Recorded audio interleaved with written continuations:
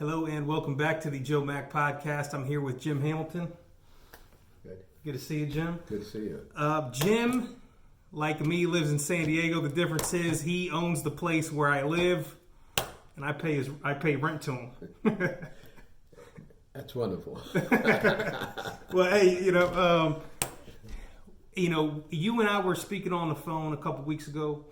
I've known you for years, but we never really talked too much more past than, hey, it's first of the month, rent's due, I got to drop this check off to this guy, but lo and behold, I come to find out that you've got quite an interesting story, to say the least. I'm glad you think that. Well, I'm sure a lot of other people are going to think it too. I mean, because this is what we were doing. We were talking about walking, the neighborhood. I was telling you some of the routes I've been taking. I'm like, I did probably 8 miles here, probably 10 miles there. He's like, oh yeah, I do that as like a warm up in my sleep type thing. Yeah. Turns out that you were actually an ultra marathon distance runner. Yep, I was ultra marathon distance runner for about, I'd say, 25, 30 years, and an ultra marathon is defined as a distance greater than a marathon. And they vary from 50-mile races, 50Ks, 100Ks, 100-mile races, and 135-mile races. And that's where people who like to run. Gotcha. How does a guy do that for 25 years? Well, actually, when I first started running, I couldn't run around the block. Okay. You told me that. And I couldn't run around the block because it was too heavy, just plain too heavy.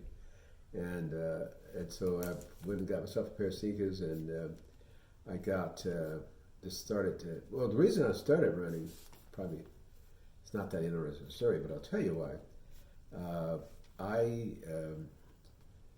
was working for SCG&E as my job, and there was a person who was kind of sweet on me, and she told this guy that I run with all the time,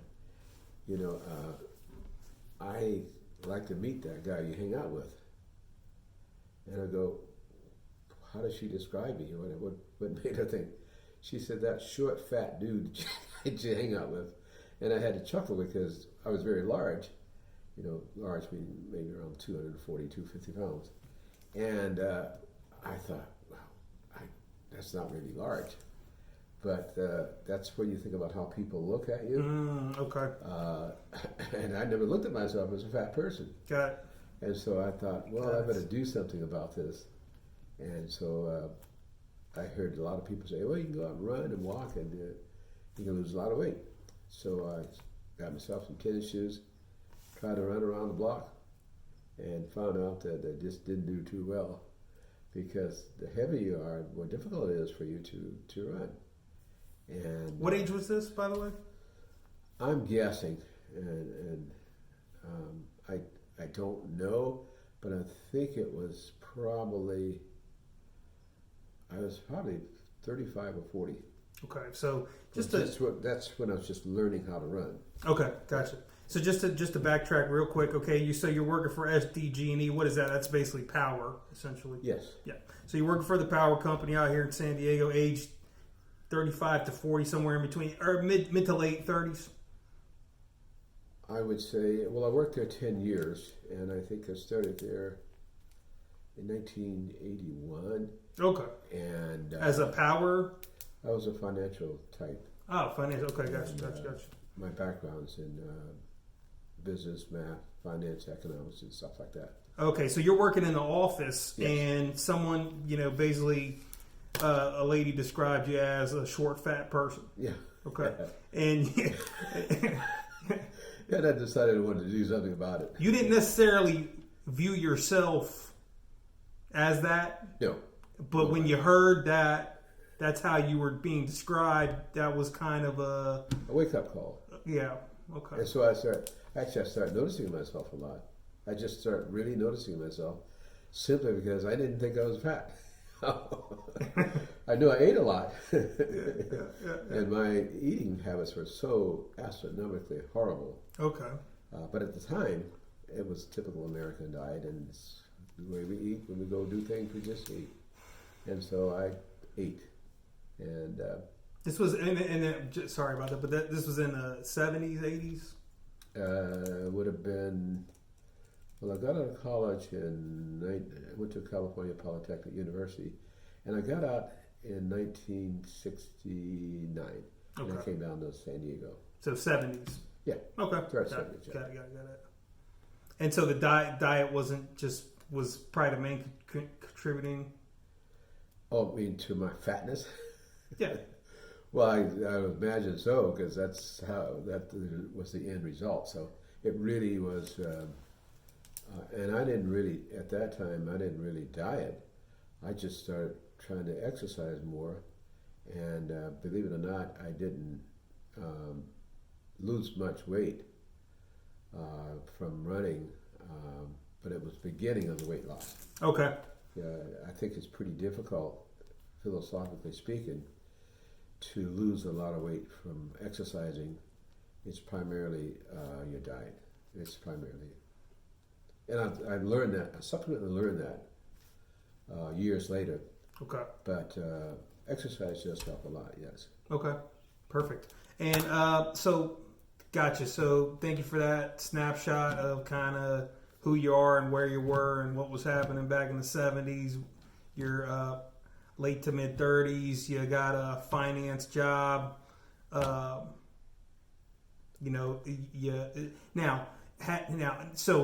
you and I were having this conversation. So you said it was difficult to run around the block. Now, for the viewer and the listener, that's kind of, if we can give them a shot, what brought you up to that point? Because you hadn't always been that way, had you? You hadn't always been overweight. No, because I graduated from high school, and I weighed about 165. Yeah. But then shortly after that, I got married, and when good cooking and good food, that's what happened. Okay, got you. I wasn't trying to gain weight. I wasn't trying to get bigger, but I just ended up getting bigger. Gotcha. That's it. And then to back it up even further, because before we get into the ultra marathon, I mean distance running, which is, like you said, anything greater than 25 miles, which most people, are not probably able to walk 5 miles without having difficulties. Yeah. The average American probably. You're running 50, 100, 250K races for over 25 years. When you started out, you couldn't walk around the block. Now, then we, on the phone, you and I started talking about how you got to that point. How'd you get out, how you got to that point. But, your backstory going back even further is quite remarkable in the route that you actually are originally from Georgia and you made your way out to California. That is correct. Yeah. So can you take us through that journey? Well, I was typically a small southern town that I was raised in. It's a town called Waycross, Georgia, which is about 50 miles north of Jacksonville, Florida. And it's a wooded area. It's a lot of trees, a lot of country, and I went to elementary, junior high, and high school with a class of 92 people that graduated, just to give it a perspective of how small it was. So, but when I was in high school, I did I picked pecans, picked peaches, oranges, picked cotton, crop tobacco, you name it. If it was agricultural work, I did it. And that was all that was available to do. And when I was getting close to leaving high school, my mother had said to me that the best I can do for you in going to college, if you want to go to college, is I could probably scrape up enough bus fare to get to the college, but that's all I could do. And it may seem a little strange that in those times that it was just that difficult. And so I had a professor, not a professor, but a teacher at school said, listen, why don't you just get out of this small town? There's nothing left for you to do here. So just go somewhere like the military, learn a trade, and make something out of yourself. Because all you're going to do around here is just about what everybody else is doing in a small town. And so I said, well, I'm going to wait probably this summer, hang out for the summer, and then I'll join the Air Force. And he said, no, he says, you're going to hang around here, get in a lot of trouble, start chasing girls and this and that, and you're just going to have problems. He said, I would leave right away when school's out. So I followed his advice to the T. I graduated at, I think it was about 7 or 8 o'clock one night in June. And I was on the bus to be indoctrinated in the Air Force the next day, the very next day. So I didn't leave not one day in between the time. And I think it was a pretty smart thing for me to do, simply because the Air Force did open up a lot of possible opportunities for me. So I went in the Air Force, and the next day, so one day I was literally picking cotton one day, and the next day I was in the Air Force. And that's where I made the transition from the small town. And I got signed to, what happens at that time, the Air Force had a program whereby you could select your job before you enlisted. And I took a battery of tests, and I did well on all of them. So I had basically my choice of jobs that were available. And I did not want to be near danger. So I personally picked the guided missile field. I worked up at Vandenberg Air Force Base, went to school first shut this down.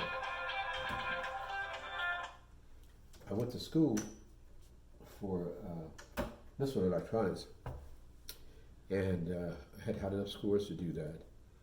And then that was a real wonderful thing for me, because it told me something about myself that I didn't know. I mean, I was here going to class for stuff I didn't even ever heard of it. Didn't have a clue as to what it was. And then all of a sudden, I'm here working on guided missiles that had 5,000 mile range capability, and working on a launch crew after I finished school in the Air Force. And that just really did something to my person that I don't think anybody could have put it in me, but all of a sudden you realize that your capabilities are far greater than what you think. It's like you might aspire to be a great broadcaster, or great this or great that, but it showed me that with being educated and learning things that you want to learn, that anything, if I can come from picking cotton or cropping tobacco and ended up in guided missiles, I don't think there's any place on earth where that could happen. I really don't. And I think about it today, and it was just so renowned in my thinking. It opened up a lot of things. And so I got through my missile training, started working in the Air Force, and then I got to thinking, well, maybe college is not that far off. Because I went there as a backlash because of not being able to be sent to college, and I didn't know about how you go about getting scholarships and stuff like small towns like that. There weren't the facilities to teach you what you need to know. And so in my life, that was one of the key things that happened, that I didn't say it turned me away from bad kids, because I never was a bad kid, but it just opened my mind up to know that the world is yours if you have the faith, and if you have the knowledge, and if you work hard and become educated, you can do a lot of things in life. So was that phase of it.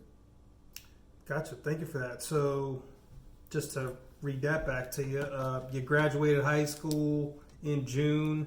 The night, you graduated. The next day, you were on a bus to Jacksonville to become a part of the Air Force. So, as you said, you went from picking cotton to working on missiles only in America. Yeah, it's only in America. I marvel at it. I do. I'm fascinated even by right now. I'm fascinated because they say things I could not even had no perception of something like that. Just and mine was just an escape, so I didn't have to get in harm's way. So I wanted to make sure I worked on something that was projected out to somewhere else, but I didn't have to be in the line of fire. Mm-hmm. In that sense, I was well aware that if I'd gone into the Army or Marines, that I would be exposed to something that probably would not be that comfortable for me. Gotcha. Yeah. Gotcha. Thank you for that. And then, it's basically you said, that's kind of when you realize your capabilities were far greater than you could have imagined. Mm-hmm. Okay. Very good. Now, so that being said, were you physically fit while you were in the military? You mentioned that you never played sports. Really, you were never really into that. How was your physical fitness up to that point, and then from that point to your mid-30s when you're 240, overweight, and what was going on between those times? Well, a lot was going on. Number one, because of my success in the military, opening up my life, I decided that college was in my reach, and so I got out of the Air Force. I have to admit, they had really tried to get me to go to officer school, which I had really toyed with it for a long time. But I thought I would like to make a go on the outside, so I got and started college. I went to college straight out of the Air Force, just like I did out of high school. I was out of the Air Force 1 week, and the next week I was in college. Mm-hmm. And so I went through that, and then when I finished college, I started interviewing people for jobs, and there were 3 jobs I had. What they did, I don't know if they do it now, but when I was in school, the recruiters would come to the campus, interview people right on campus, and if they like what they've done, they invite you down to the company.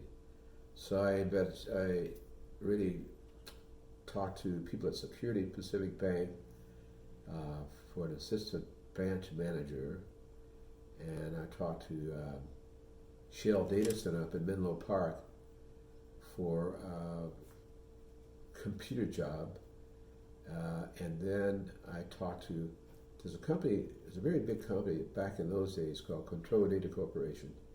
They were the ones that built the supercomputers. Mm-hmm. And believe it or not, I decided to take a job with Control Data Corporation because my confidence in the Air Force and going to college was just so sky high. It didn't matter. It didn't matter. I knew I could do it. And I decided to take this job. And the guy, I said, well, where's your company located? And he said, well, there's this city called San Diego on the southern end of California. And I go, San Diego? I've never heard of San Diego. I'd never heard of San Diego. But I thought, well, I liked the job. The recruiter was great to me, and they recruited me, and I started working down here in San Diego.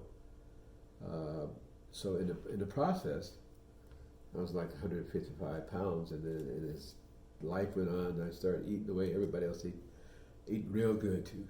I was eating real good, and you start eating, and I got married, and to my wife at the time, you knew, Mary Sue, Mm-hmm. whom you met before, and she's a great Southern cook.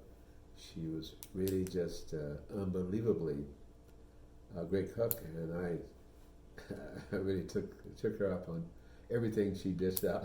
Gotcha. Every day, and I just got bigger. And but that's just typical of American diet. It's just typical. People just ate till they were not till they were full. They ate till they were tired. Absolutely. I can definitely relate to that. So, yeah, yeah. Do you think that was a generational thing, or you think that? I guess it's subjective. You know, everybody's different. Every family across America is different. You know. Yeah. So actually, this is where you come out to San Diego, where we currently are now. That's how we got out here, and I worked for Control Data Corporation and computers. I worked at Logicon at computers, and it's a company called Logicon, an electronics company. And then I got a job. No, I have to step back a second. I'm kind of a person who I'm pretty focused. When I was in college, I took for my regular curriculum, I took elective courses. And I had a real estate guy that taught me a lot about real estate. And I got excited about it, and because of the things I had formally learned about it. Not that I had never owned any real estate in my life, but it was a professor, I can't think of his name right now, but I listened to him, and he just made one of the most exciting things I've ever heard of. And so I decided to, go to a place where I thought there was some potential there. Well, when I was at Control Data Corporation, which is another key part of my life, I had a job that project I was working on that was going to take me to 6 months to a place called Bethpage, Long Island. And I don't know what that means to you, but that meant cold to me. And I've never ever lived in a cold climate. And I told my boss at the time that I just don't do cold. It's just not me. And so he was very polite and cordial and said, well, let's put it this way.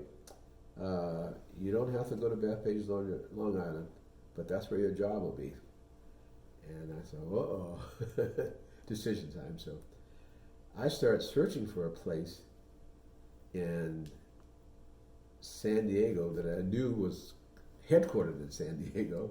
Okay. And they didn't have any divisions anywhere else. So there was nowhere ever a chance for me to go to a cold country, which I abhor. I just don't like cold very well. So that's how I got to the SDGD. Okay. Gotcha. Oh, wow. So you pretty much, so you took a job at SDG. Yeah. Okay. And then you relocated out here. And this was, we're talking 80s now? Yeah, early 80s. Early 80s now, okay. And so you're working in the finance department. Right. Lo and behold, hey, look, somebody's calling me fat. I don't know how I feel about that. Am I fat?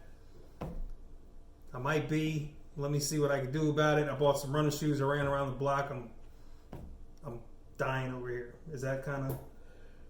Yeah, it was. It was a part of my life, but it wasn't that important. It wasn't that important. Wasn't that important at that time. At that time. Because what was important was financial analysis and economic forecasting. And what we did in economic forecasting, we would forecast power demand for San Diego, because the lead time for power plants, because it takes a long time for them to build. Okay. So you've got to really do some great quantitative forecasts. And I used to watch all these forecasts because I was in charge of doing a lot of these forecasts. And I could see the growth from our forecast in San Diego. And I thought this was a great place to invest in real estate, which is what I wanted to do as a result of my college professor. Okay. And so I had to be someplace where that opportunity would afford itself. Got it. So I couldn't be traveling throughout the whole country and have my program going, because that was going to be an important program. Okay. Yeah. So I decided to look at our forecast, look at areas of San Diego forecast, and I made a decision on where to start investing. And so I started investing. Mm-hmm. I was at a point where one time I was when I first started, I was buying, I don't know, 4 or 5 properties in a month. Okay. You know, I had a real program. It was not. It's a very serious program. You know, I was just buying like crazy, right and left. Right here in San Diego. Oh, right here in San Diego. Yeah. Gotcha. And Gotcha. and so I bought, you know, stuff. I held stuff. I sold stuff. And this is just all. One thing that happened before in my past that helped. When I was in college, there's a company called Coast Federal Savings that was looking for a person to manage some apartments while I was in college. Mm-hmm. And that I'd get a big salary of a free apartment plus $85 a month. And man, that was heaven to me. But that was not where the value was. The value is that I learned people, I understood people's motivation, understood because in order for make the real estate work, you have to have people that pay money, and you have to be able to understand how the business works. And I got some training there, so I started investing. It's just that simple. And another key point. This is really what happened is that when you get a couple like myself and Mary Sue. What we usually do, we go to college and we start making money, and so we spend every penny we have. We just spend it up galore. So I didn't have a parent or uncle or grandfather that could help me. So what we sat down and talked about is that why don't we live off one salary? You have a salary. She was a school teacher, and I decided that we'd. Since my salary was bigger, we'd save 100% of the school teacher's salary and live beneath our means. Mm-hmm. And what does that did? It created what I call investment capital. It's where you have to save it, you have to earn it, and that's a very big decision that I made in my life. So each year, I can't remember what she was making. I think $20,000 or whatever it was. $20,000, and we'd have $20,000 in the bank to invest. Just that simple. Because a lot of people say, I don't know how to get the money. Well, it's the powers with them because all I have to do is save it. That's all I have to do, save it. Or make enough money in your job that you can take part of your salary and set it aside. Okay. And we did that, and that was probably another key turning point because that gave the program a big start. And so whenever I got to the end of the year, we produced another salary. And then I got to the point where I could save probably about half of my salary. Gotcha. And the first property that I bought was over on Feldspar, right behind the Henry's. It was a 3-bedroom home and a 2-bedroom home. And I bought that, and what happened is that I was able to rent out the 3-bedroom house and did live in the 2-bedroom house. But what happened, my total outflow for housing was like $29 a month.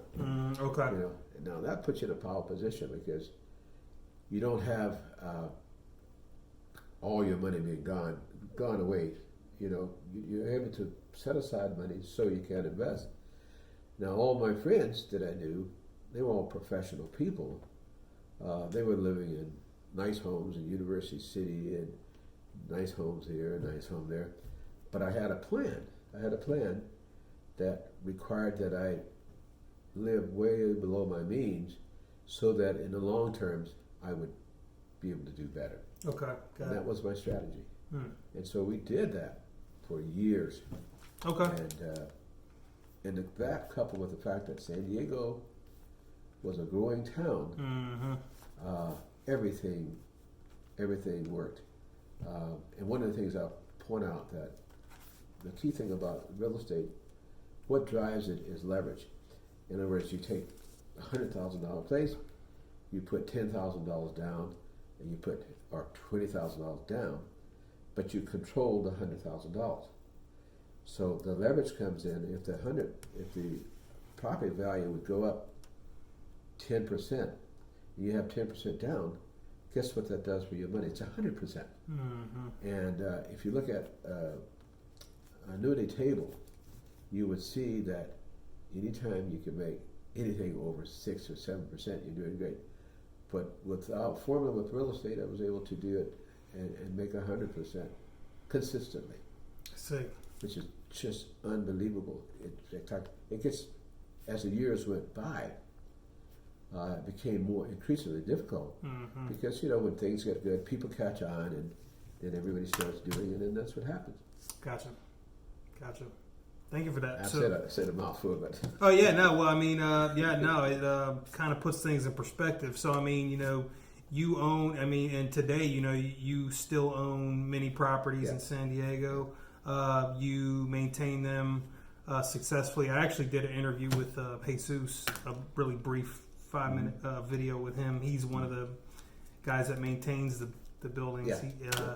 So you got, it sounds like you kind of figured it out. I mean, you said leverage is the key essentially to making that work. Very good. And smart leverage. Smart leverage, and then essentially anybody can start investing. They just have to learn how to save their money. Essentially, that's kind of the first step, and live below their means, and you kind of attribute that to your success. When you say living below your means, was this? I could live a lot less than what I could afford, a lot more than what I spent on housing. Yeah.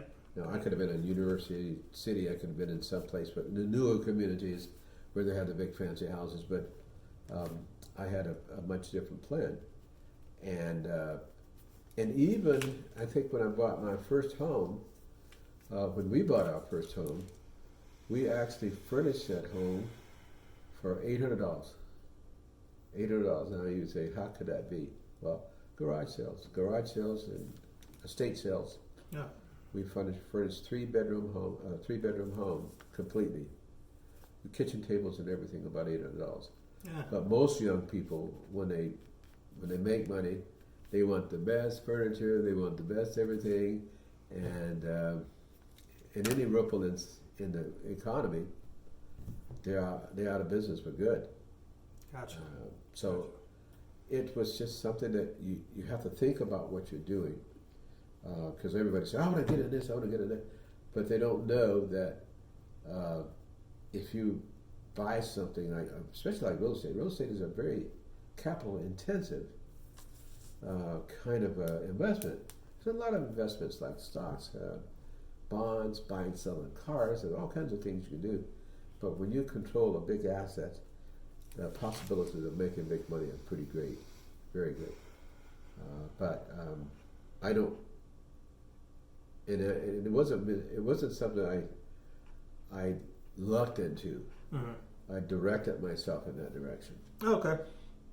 Yep. Sounds like you did. I mean, it sounds like, just to recap from the beginning, I mean, you grew up in Georgia in kind of a rural area.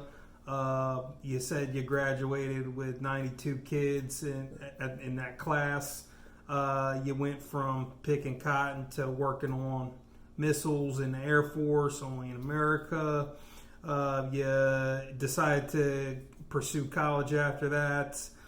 And, basically you had an opportunity to come out west. You chose to do that. And then you chose to get into real estate, and you became successful at it as well. And so brings us back to the point where you were working at the bank. You realized you're overweight. You put the shoes on. You decided to run around the block. And then what happened from there? I started running, and what I did know is that anything that's hard at first gets easier the more you know about it and the more you do it. It's just a common philosophy in life about anything, not just running. Because even if you decide to learn how to swim, it might be tough at first, but if you apply yourself and get used to it, you can learn you can do it, which I had to do. But so I decided to go down there to Mission Bay, because I lived I've never lived in any other area but this area.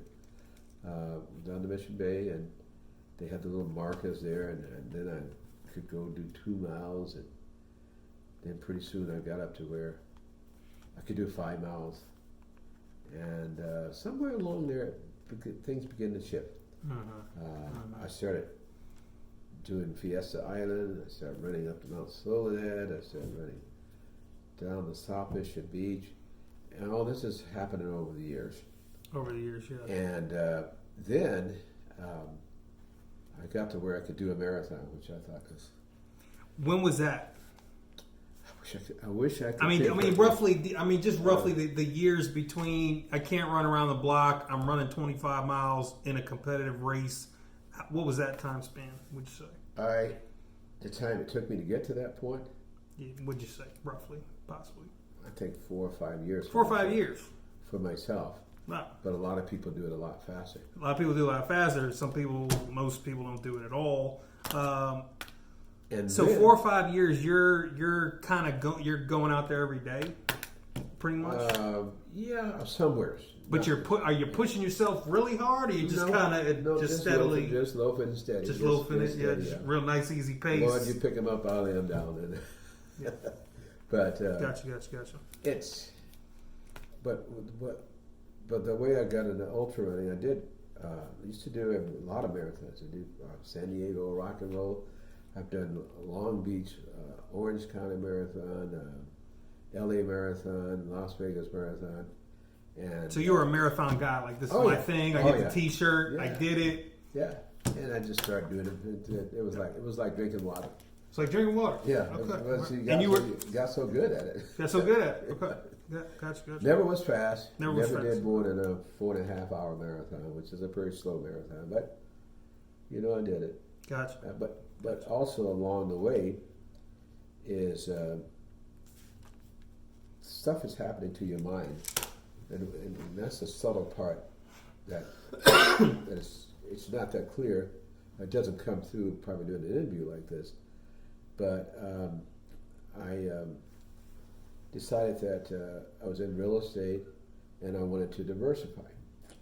And I thought, okay. So I went to a seminar and they were talking about all kinds of businesses and all kinds of people who failed in business. Like 80-90% of people give a business fail. Mm-hmm. And I go, that doesn't look too good to me. And one of the guys says, but one thing on franchises, boy, about 80% of them do very well because they have a product, you have a name, that sort of stuff. Yeah. And so since I had worked for a big corporation, I'm trying to think about, I want to diversify, And I thought, well, I got all my eggs in the real estate basket. What if something happened there? And so why don't I get into something also that has nothing to do with real estate?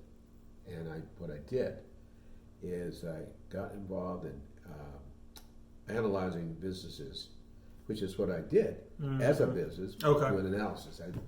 That was my job. Gotcha. So I came up with this company called Subway. And Subway was one that, a franchise where it was leaning toward a healthy trend of eating. And so you don't ever want to invest in, you don't ever want to go against the trends. Okay. You want to go into something that, a lot of people start believing in a healthy alternative. Okay. Turns out now it's not as healthy as I thought it was, but because they got some Whopper sandwiches that'll take you down. Yeah, right. But I did. So just like I was in real estate, and I think I was maybe 35 or 40, and so you had a lot on your plate. Yeah, safe to say. Yeah. How many stores did you have? I started off with one store. One store. Were you in the store learning the ropes up and down? I did better than that. And then this time you stopped working at STG and you were done with that by then. Okay, that's exactly right. Okay. As a matter of fact, my fellow executives used to come out at lunch break to laugh at me. I want you to come over and clean my table. I went along with it. I thought, but I had a plan. Okay. But it was fun for them. Yeah. And so I had a plan that I was going to open up. At that time, I thought one store is just not going to be enough for the background that I had. Now you're talking about this guy who was a cotton picker here. He's got these plans. I hate one store. Most people would die to have one store. Yeah. So I got this stores I'm going to build, and so I found out my very first one was very profitable. And to make a long story short, I kept investing in stores. Now I got this real estate stuff going on over here. I got these stores going, and so I got up to 5 stores. So I was able to get a general manager to run the stores, and then I could back off a little bit, and then trying to remember the numbers. Each one of my stores I was netting about like $50,000 a store, and very good. 5 stores. So you're just kind of going. You're just kind of just drive around each store, make sure people are doing what they're supposed to do. And so it seemed to be pretty easy. Okay. And so I opened up another 5. Oh, really? Okay. And sure enough, I was still averaging about $50,000 a store. So what happened? I got up to 20 stores. Really? And yeah. Right here in San Diego. Yeah. Jesus Christ. And I ran all of them. I oversaw them and ran all of them. Mm-hmm. But and at that time, I think it was about netting maybe probably around $1 million a year, and which was exciting to me. Oh yeah. But guess what I had done? I had gotten to the point where I was earning more than my CEO that I used to work for at STGD. Mm-hmm. That excited me. But I was making sandwiches, Yeah. But the money was still money. And and what's nice too, if you look at the profile, I know because people used to look at me, you would only make $50,000 for a store that ain't worth having a store. Well, I said, how about you take that $50,000 and you multiply it by 20? What'd you come up with? Yep. Then it gets very interesting. Then it's very interesting. Then, so all of a sudden now I got more money to invest in real estate, and so I did the subway thing for about 18 years. Okay. 18 years, and made a lot of money, and bought more properties. I bought properties up in Hemet. I bought properties up in Temecula, all over, Southeast, Claremont, Miramar, everywhere. But the point was, it's amazing that what you can do with and through people. And I remember, especially with the stores, I had about 225, 250 people that I had working for me, and there is no way in the world I could have run those stores by myself. Yeah. You have to learn now. I had to learn, because real estate, it's kind of like a one-man show. You got, you need people to do maintenance. Yeah. But the thought process comes from putting together deals and getting ownership. But you don't have to run them. Yeah. Because the stores were open, 12, 13 hours a day. Right. And it's like, my phone was like a steady hum. It used to ring all the time. Yeah. And this was before cell phones. Yes. As a matter of fact, I had one of these big old mobile Motorola phones. So you had to be by the phone all the time. Yeah. Pretty much. Yeah. And so it was like, and people ask me, how are you able to have so much? He says, I don't get it. Then I was a pretty young guy, I'm not a young guy now, but then I was a pretty young guy. And I said, well, it's just that it all comes into mind, and it all comes from controlling your mind. Yeah. If you limit yourself in your mind, you limit your whole life. Yeah. And that's a key thing that in my thought process. You said that on the phone. You said that's what you attribute your success in ultra distance running to was primarily being able to control your mind. Yes. Okay. Yes, because what happens, like when I would run a 100-mile race, which I did many of them, you are really tired. You're right. Yeah, I would and think so so. you have to do is you put your mind and focus on that end, and you know you're going to be running for about 25 to 30 hours, Yeah. and in your body, your knees and your legs are all tired, Yeah. but you force yourself to go. Yeah. Force yourself to go, and that gives you the stamina to withstand just almost anything else. Anything else that you do seems easy. And when I look at people in life, Mm-hmm. the one thing that I could leave with anybody is that you have to allow your mind free to grow. Allow your friend, do not be your enemy. Mm-hmm. There's a lot of people, all the friends that try to keep you down. They go, oh, you're not going to do nothing, you're not going to do this, you're not going to do that. When I was around STG&E, a lot of my co-workers, I said, well, I'm not going to be here too long. I'm going out on my own. You're going to be around here with the rest of us. We're going to be here 30 years, get out, go watch, and they kick us out. Right. I said, Right. It's not going to happen. Oh, yeah, you're going to be just like the rest of us. Talk to me 30 years from now. And I've spoken to a number of those people. Mm-hmm. And they say, well, gosh, you're the only one I have that knew you were going to go. But I'm sure there were others. Yeah, yeah. And so that was going on. So at the same time, unfortunately, when you start making a lot of money, you start eating real good. Mm-hmm. You know, it's all lunch all the time, dinner all the time, and I started putting on weight. And then I had to get real serious about the weight things. You found all the success everywhere, and you're like, man, I'm going to die and don't get to enjoy it. Yeah.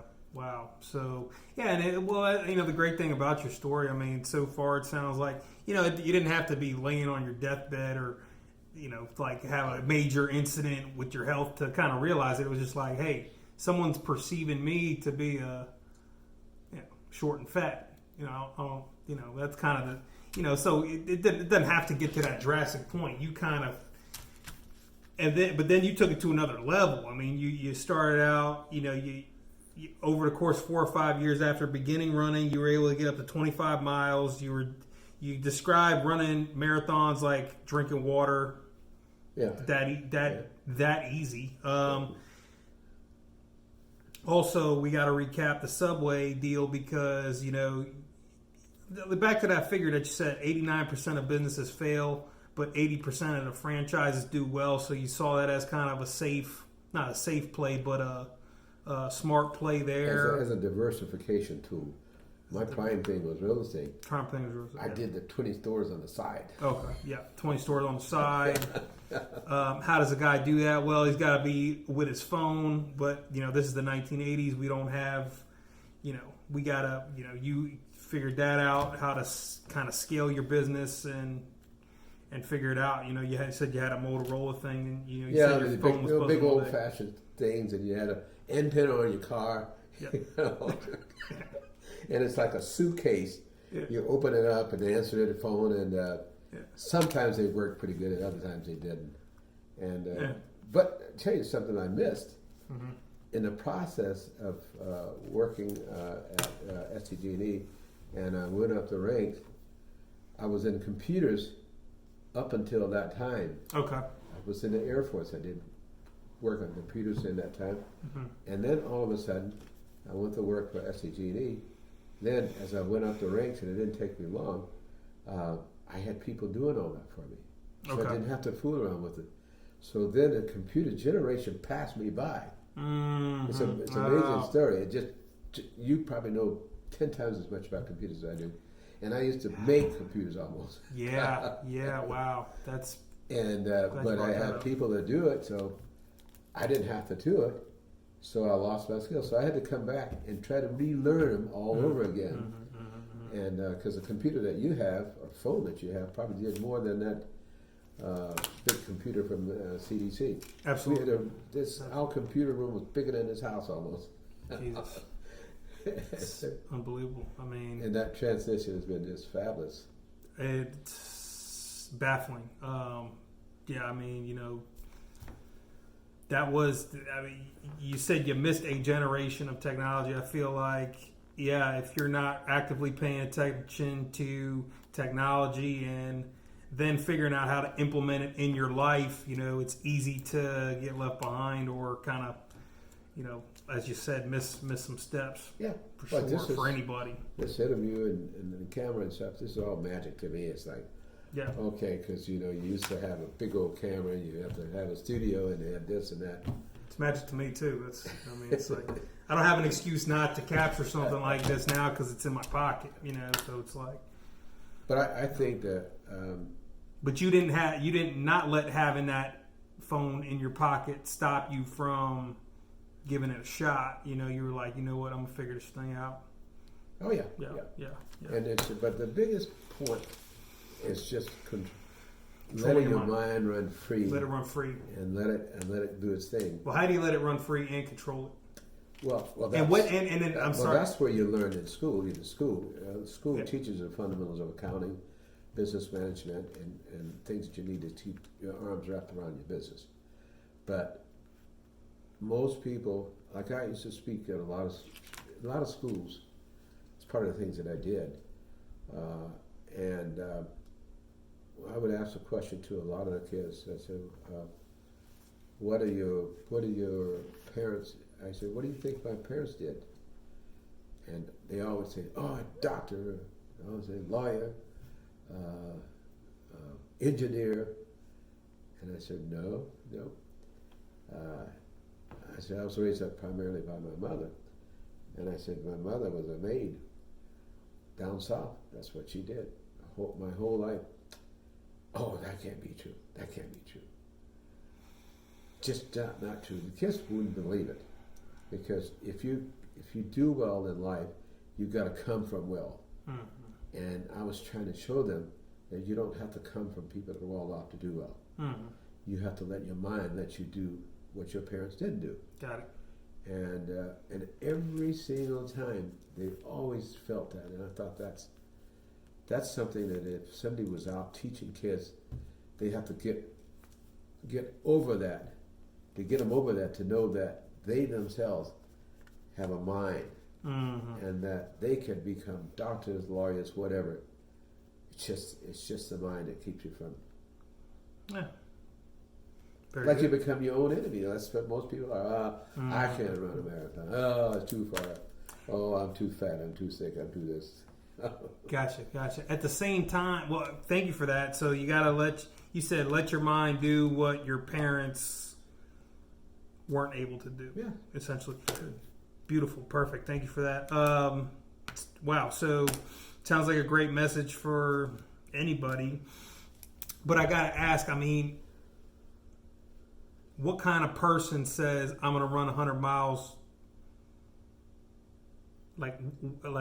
Why would a person, is that a healthy thing to do?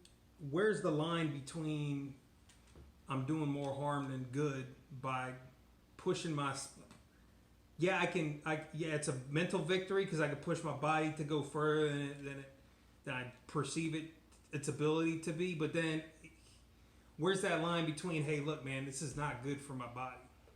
Well, I think if you don't push yourself, you're never going to get into trouble, because I have never pushed myself. What I've done is I've just stayed steady, very moderate, run at a very slow pace. But the surprise I was going to tell you, which is a surprise in the interview, is that I'm not even a runner. I'm just a guy that wanted the challenges of doing it.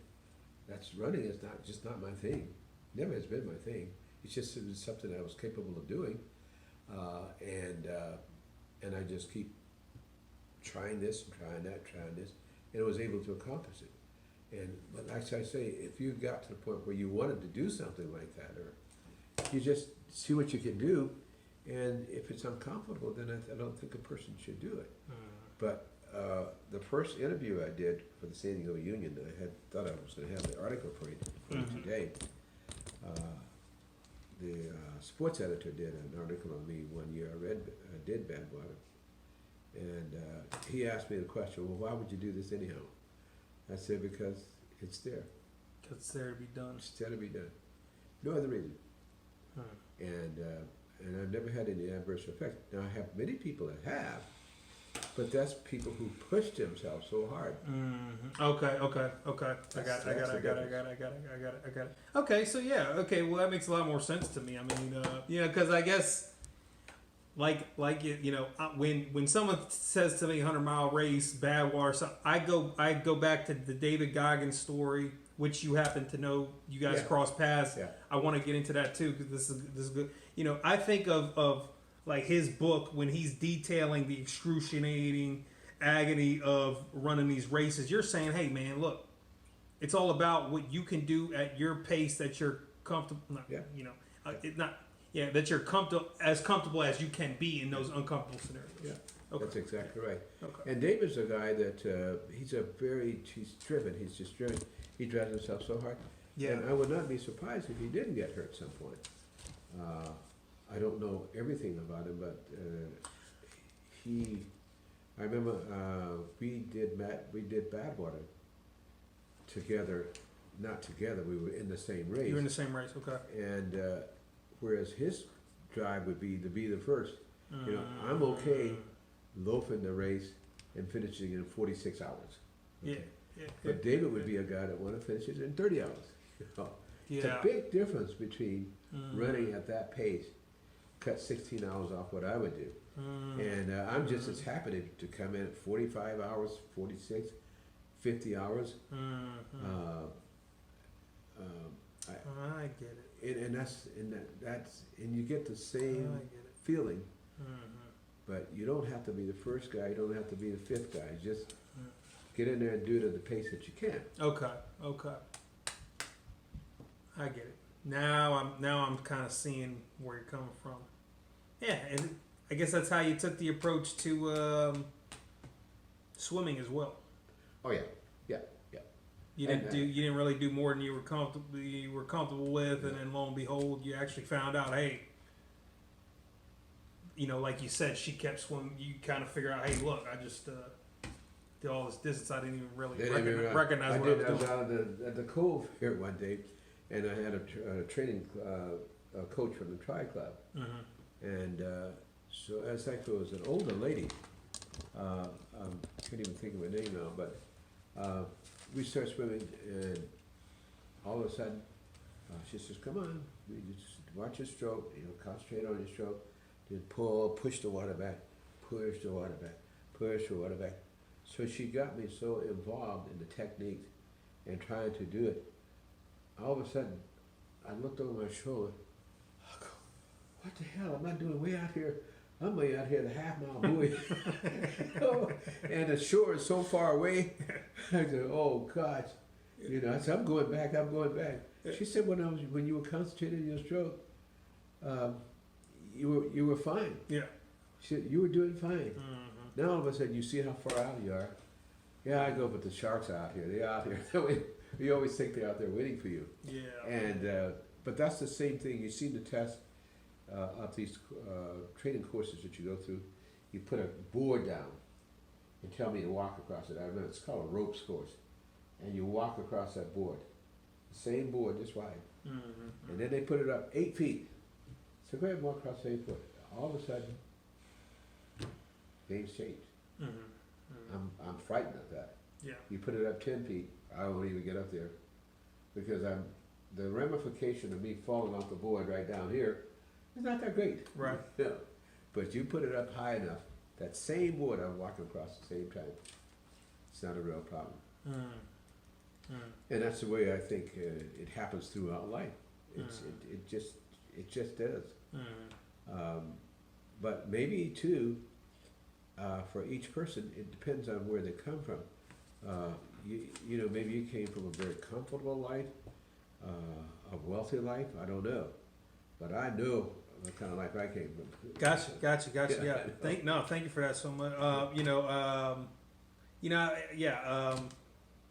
It makes a lot more sense when you kind of break it down. When you talk about doing things at your pace. It's how do you eat an elephant one bite at a time, right? You kind of just how do you run a race? Hey, you take it a mile at a time, and same with swimming. Now, what were your best memories from those races? I mean, what were your funniest stories and your best memories? Well, you get to these races are races where it's a core of people that you know, and each person's got their life stories. They got this, they got that, and you get able to talk in just about everything in the world. And those things were fun. When you get ready to finish your race, you're able to sit down and eat and have fun. But would you say? I'm sorry, I don't mean to interrupt, but No, just because you brought it up, right? You know, and then the differentiation that you made, you said David Goggins was the type of guy that he wants to be number one, right? And he's willing to endure that physical, you know, ramification. oh yeah, Now, with this core group of people, these people that are running these races, how many of them are really, you know, taking it at their own pace versus, hey man, if I die running this race, I'd rather die than not be finished the highest number that I could. it's only I'd say maybe 20% of the guys that really get out there and really race. But most people are just having fun. You know, I have fun. You know, if I want to stop for 20 minutes, I should stop. You shouldn't. You know, when I'm running the trails, Jesus Christ. when I used to do Angela's Crest, and if I wanted to take a nap, Yeah. 5-minute, 10-minute nap on the trail, I just do it. Yeah, It didn't matter what time I finished. I'm glad you're saying that because that I mean I that's felt- how it should be. Yeah, and that's how I've left here. What was this? Just last year, we decided to do 100K. From friends of mine and I decided to do 100K. So we got a map up. We were supposed to go from here all the way down to the South Mission Beach Jetty, around back up by Belmont Park, go up through Hawaii, go up to the Cove, and go all the way up to I think it was just Solana Beach, and turn around and come back. Well, guess what time we started? We started at 2 a.m. Just got up, got ready to go, started at 2 a.m. And the reason we started at 2 a.m. because we didn't want to be out late at night, because you're in the city now. When you're out in the mountains, you don't have to worry about the snakes, you don't have to worry about the snakes, bears, but you don't have to worry about the bad people. You know, you're out running by yourself late at night. It's problematic. So we wanted to get back, but I think we started at 2 o'clock in the morning, Yeah. and we finished up at I think it was 8 o'clock at night, and that just because we decided to do it. Right here in San Diego, one of my favorite things up until last year. For some reason we didn't do it last year. It's not going to fall off, is it? No, it's good. We used to, you know where the Del Mar Fair is? Okay. Walk right out the door, put on a pack, run up to the Del Mar Fair, walk all around all day, leave, and then run back home. And people go, "You're crazy! You're crazy!" Well, it's only 30 miles. Yeah. You know, it's not a big deal. It's just not a big deal. Yeah, I mean, but people see it as a big deal. I People said, see well, it I as a see. big I said, big deal. I saved $20 on parking. Okay, okay, Yeah. that was my prize. yeah, that's one way to look at it. I mean, so I mean, like you know, really, I mean, looking back, I mean, just go over these the notes. I mean, the common thing that I'm kind of seeing is that, yeah, look, man, you got to take a risk if you want to achieve Anything. Anything. Yeah, anything. Yeah.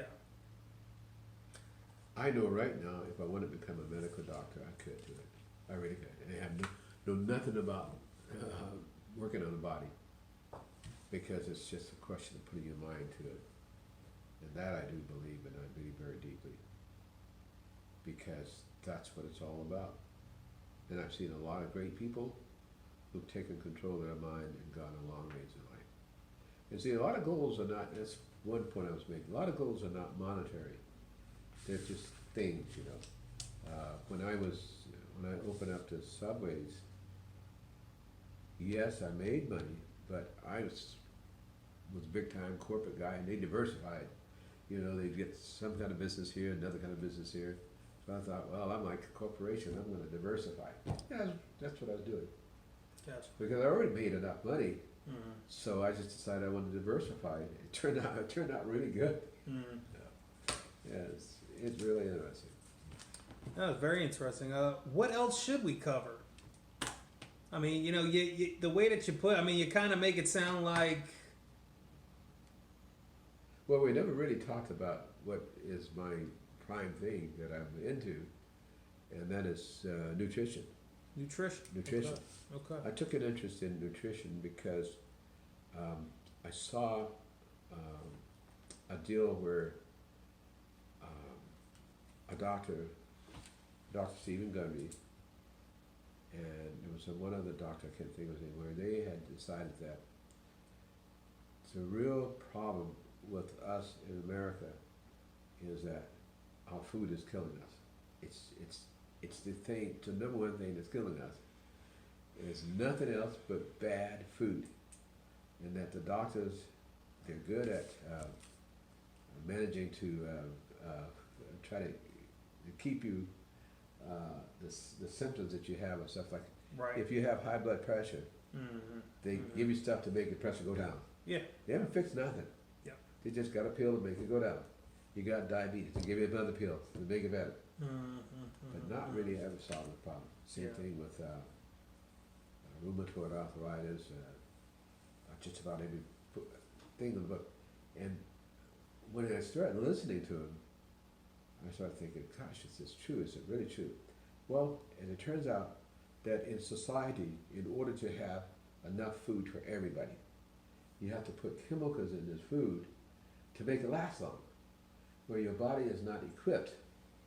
It's not equipped to handle these chemicals. So your liver and all your organs are now trying to get rid of this poison you put in your body from food that has to have special hormones to keep it active for for a long time. You make something last for 10 years, you know. Put it in a can and last 10 years. But because of stuff that we eat, we develop things directly from the stuff that we eat. For instance, like sugar, like is one of the most dangerous things and the most addictive thing in the world. And you try to get kids, grown-ups, you try to get people off sugar, it's almost an impossibility. So impossible. They are just as strong about sugar as they are about drugs. Yeah. And you try to get them off, it's just like trying to get people off drugs. There's sugar in everything that we have, and you have to get, I believe you have to get everything in your body out that is damaging to it. And sugar is the number one thing, and it's the biggest thing we have in our country. Then there are things that, like nightshades and, you know, things like squash, things like that you think are pretty good, cucumbers and things like that. There's a lot of things. Tomatoes, it's a bad deal because they have a lot of lectins in it, negative proteins. These things really affect your strength and your vitality and your ability to get strong. See, I've gone like this from eating, and now I'm going back the other way, which is so exciting, you know. And did that start with the running, or was that just that? I started about 4 years ago. Really? Yeah. Okay, so from education. Okay, so prior to that, well, yeah. I'd eat anything. Okay, no, thank you for that. So just to kind of, just to make sure I got that correct. So essentially, what we're eating is killing us. Yes. Okay. I think most people are becoming more and more aware of that to a degree. Are we doing different things about it? Hopefully. When did you start thinking like that, and how were you thinking before that? I thought that when they say stay away from certain foods, what I failed to understand that it meant totally stay away. There's certain things that I won't eat. You know, you can never see me with a bag of potato chips. These are not foods. These are all man-made stuff. It's full of chemicals that we eat. Potato chips, we eat cookies, we eat pies, we eat cake, we eat donuts. All of them are so terrible. We eat fatness. We eat. I wouldn't be caught dead in a fast food place. Just wouldn't be caught. Even Subway. Even Subway. Even Subway. Gotcha. Even Subway. Even Subway. Yeah. I made a lot of money off Subway. Yeah. But it is hard to get people. Well, wait, did that's only been the past 4 years? Prior to that, you were eating fast food? Oh, yeah. I was eating everything. You eat, so during this whole time, everything we discussed, all these 25 years of running, Yeah. you were just eating just pretty, Junk. whatever you want? Yeah. Whatever. Yeah. Whatever. I used to have cookies. Because you're just burning it off. Yeah. That's exactly right. Yeah. But there was damage being done to my body that I don't realize, and that's what happened to us. Like half of our people in the country now has diabetes, high blood pressure, and some of the other things, high cholesterol. But all these things come from eating bad food. The problem is nobody has found a doctor anywhere that believes in this concept of food as medicine and that teaches you to try to eat where you don't put any of the things in the systems that's detrimental to it. You know, you just have to, your organs will stay good as long as you, matter of fact, another example, most people will put the right fuel and stuff in their cars and never think about their body. Yeah. They don't want their body to run on anything. Oh, I wouldn't put the wrong kind of oil, I wouldn't put the wrong kind of gas in my car. Not on my dead body. Well, how did you make the shift from I'm eating whatever I want to I would never even consider stepping in a fast food place? It was an article that said, are these healthy foods killing you? And I heard this doctor speak, and they spoke about food is medicine. Food is medicine. And so what it requires you to do is turn your back on a lot of stuff, you know. A lot of stuff people make and they tell you that it's, I made it with my own hands, you gotta eat some of it. I go, no, I can't do that. I just can't do that. Because I went to dinner the other night to a friend's house, and I brought my own salad and I brought my own dressing, and said, well, we're gonna have, well, he goes, what's so good about what you have? I said, I don't have your dressing that has sugar in it. Yeah. And well, he said, oh, okay, well then more for me then. He kept on eating that way. Yeah. And so he went on eating the pasta and stuff that they're not real foods, they're just man-made stuff that tastes good. Yeah. And we get strung out on them, and we don't look at food as medicine, we just look food as entertainment. Yeah. Every time I have a friend that wants to do something, let's go do it over a donut, or let's go do it over a bagel, or let's go to lunch. Nobody wants to get together unless it's with food. Yeah, right. And so I started subscribing to that. It's an experiment.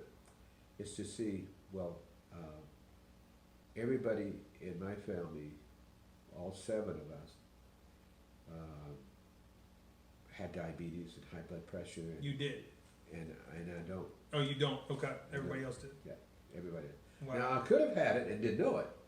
Okay. But my last exams, I found out very clear I don't have a trace. Because people say, well, it runs in my family. Okay, gotcha. And I said, what runs in your family is bad eating. You see your mother and father eat bad, and you eat bad, so you get the same things they get. Yeah. And all these aches and pains, rheumatism, arthritis and stuff, that's comes from inflammation. And it's so interesting because my knees don't hurt, my muscles don't hurt, none of it hurts. But I try to make sure I don't eat the foods that would give the inflammation. Yeah. And unfortunately, in our medical schools in this country, I think there's only 3 or 4 of them that teaches nutrition. Doctors don't know about food being able to solve a lot of problems, because then they can't dole out pills. They can't dole out pills. Yeah. And a lot of people think when they go to the doctor, if they don't get any pills, there's a problem. Yeah. I think more and more people are becoming conscious of it. I think so too. You know, for sure. Now, but what you just said, I mean, speaks to a lot of, you know, how it kind of, you know, what you said kind of hits the nail on the head about how ingrained food is associated with other things in our humanity, in our culture, you know, and how we, like you said, pasta is a man-made thing. It didn't come from a tree, you know. If we go back to humanity, what are, you know, we're people that walk and we can grab things off of a tree and I can eat it to keep my body living, right? I can't do that with a bowl of pasta. I Sugar can't do that smacks, raisin brands. Every kid in this country has a bowl of junk every single day of their life. Yeah, right. I say, how can they grow up being anything other than being sick? And that's what happens. That's why half of our country has diabetes right now. Yeah. Because we have a diabetic diet that we have. Yeah. And you couldn't convince me. Well, I was talking to a guy the last time before we had the pandemic at the gym, and he said, you know, he's a rather rotund guy, and he says, well, I'm going to burn this all off in the gym. I said, well, it would help you probably a lot if you just cut back on the sugar. Now, I don't tell him like this. I eliminate it. Yeah. I eliminate it altogether. And he said, well, I don't eat sweets at all. I don't eat sweets at all. I said, okay, well, then you're off to a good start. And so then I got to talking to him, and he says, oh man, my wife can make the best apple pies you've ever seen. Yeah. I said, what do you do to sweeten it? Oh, we put a little bit of sugar in it. I said, you just got to say, you don't eat sugar. I said, right. I had a sneaking suspicion that you did. Yeah. And sugar is not, it's the beginning of trying to get yourself healthy. You gotta get with somebody in this world that knows and understands what makes your organs function. Mm-hmm. Even your brain. As a matter of fact, Alzheimer is tied to food. Dementia is tied to food. Mm-hmm. Your body rebuilds the cells so much. And unfortunately, I have a girlfriend that we really both believe in it. And only time will tell that if we die healthy or not. Now, of course, we're going to die someday, but our goal is to die healthy. Yeah. Just die healthy. Sure. I want to be able to move around. I want to be able to do things. I want to be able to have life, and then just die healthy. I don't want to have somebody wait on me and on this self-caused stuff. And see, I'm on a different passion, because throughout my life, I never thought about it. And so now, I'm just as focused about it as I am all the other stuff I've been focused about. Because I say, what good is having money if you don't live to spend it? You just kill yourself with stuff that you eat. Yeah. And that's where we're all equal. We're all equal because nobody can beat it. Because your organs are like my organs. If you put the wrong stuff in there, you're gonna go down. Yeah. Eventually.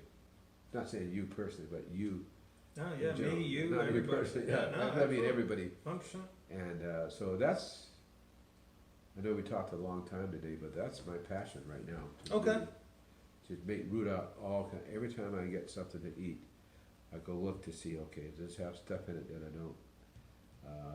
Well, it's kind of fascinating to me that you made all that progress without being diet conscious. I mean, you were 240, the woman in the office, like, that kind of sparked it, but you didn't really change up your eating.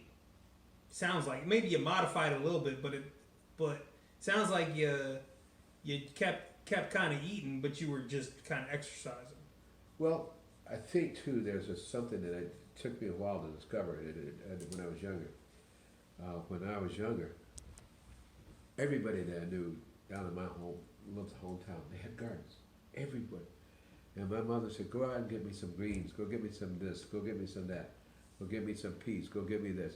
So I was eating healthy, but I didn't eat it, but I was eating it because we couldn't go buy it. So we grew it. Gosh.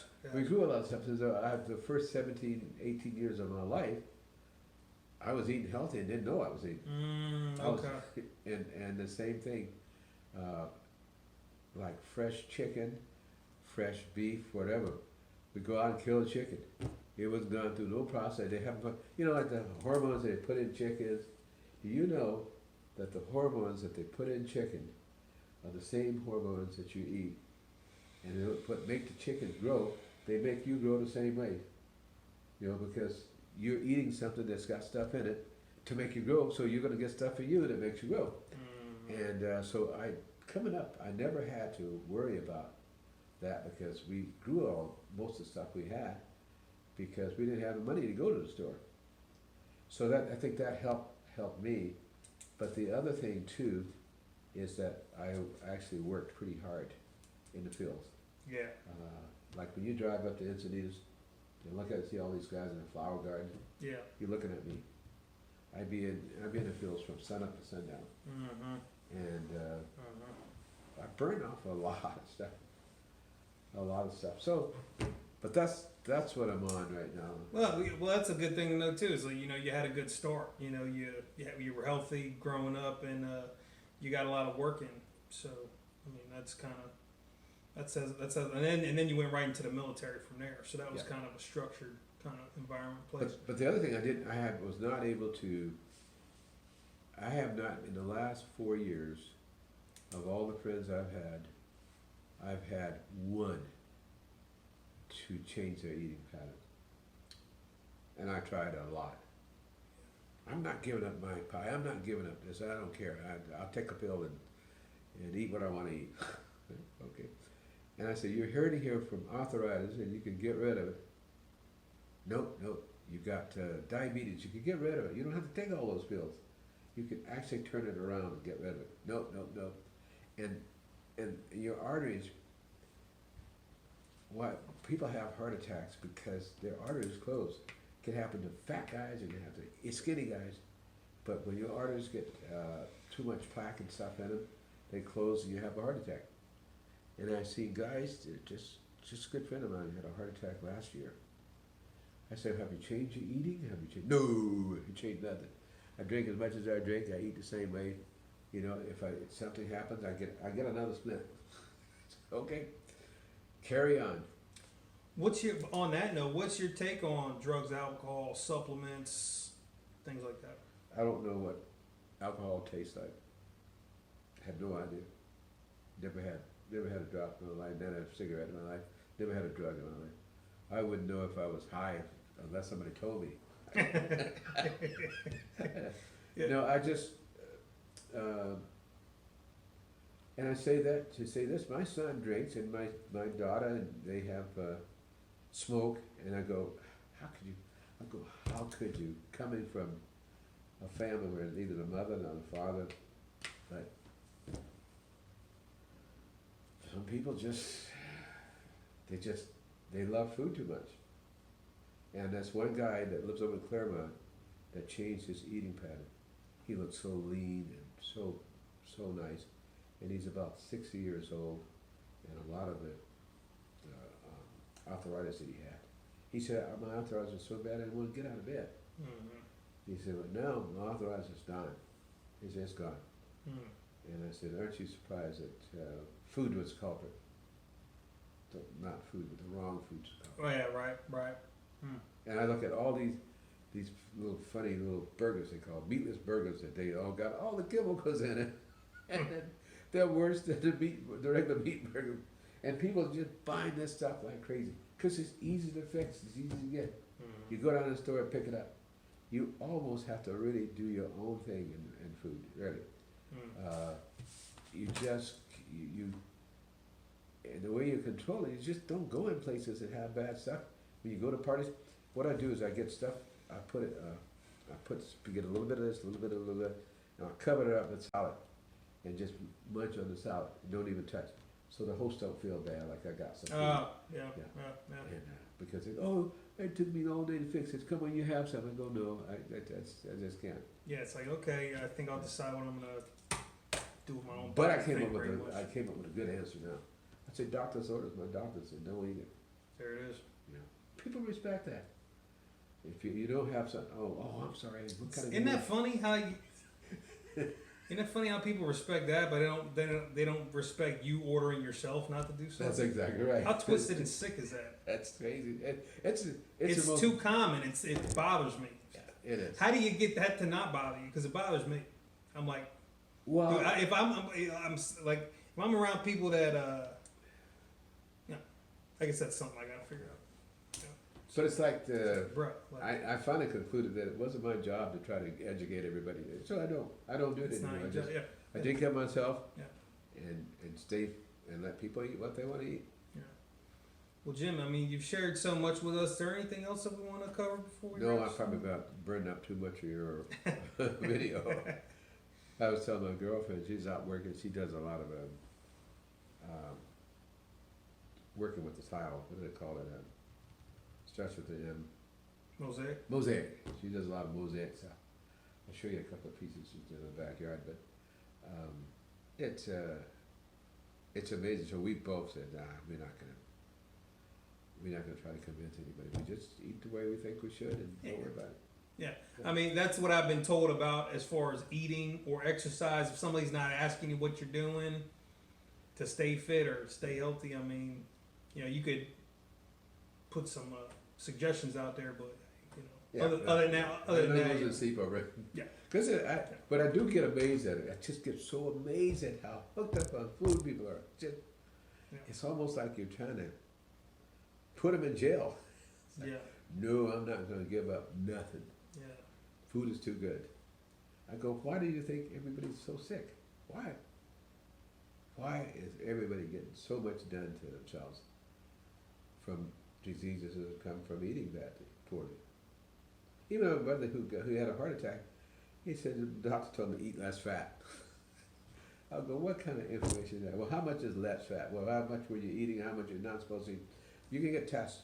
You can get tests that really analyze your blood, analyze your testosterone, it analyzes your sugar, it analyzes, you break down the sugar, how much glucose you have, you know, just, there are really detailed medical tests that you can take that really tell you what's going on in your body and what you need to do to address it through food. And I think I'll shut up, I'm probably going too far. Hey man, Jim, I really appreciate you taking the time out for this interview. You know, it's helping me kind of see things a lot differently. Like, hey man, you know, you're not, you don't have to be Superman and run 100 miles. You just got to be a guy that, hey, wants to do it and figures out how to do it at his own pace. You bet. You bet.